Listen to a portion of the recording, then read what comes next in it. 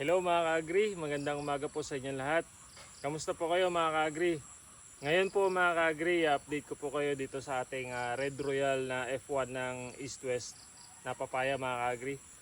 Ngayon po ay nasa 5 to 6 months na po itong ating papaya. Kasi po May or April ko po ito tinanim.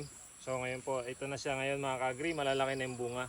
Siguro po by December makakapag-harvest na tayo ng hinog na papaya mga ka-agri. Ayan, nakakatuwa lang po mga ka-agri kasi napakababa lang po ng variety na to. Ito po yung Red Royal.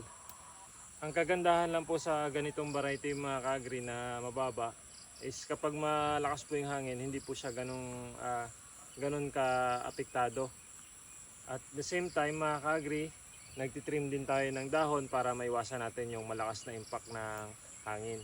Ayan. Tapos naglagay din tayo ng isang poste ng buho dito mga ka-agri para po masuportahan lang yung ating papaya mga ka-agri. Ayan.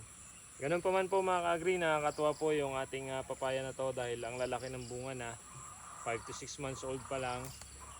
So by December po, sigurado meron na tayong ma-harvest na hinog. So yan lang mga ka-agri, in-update ko lang po kayo sa ating mga papaya. Ayan po, kung mapapansin nyo mga ka-agri, ang lalaki na talaga. So nakakatuwa po.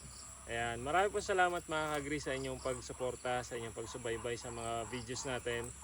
Ingat po kayo palagi mga ka-agri. Happy farming po sa ating lahat.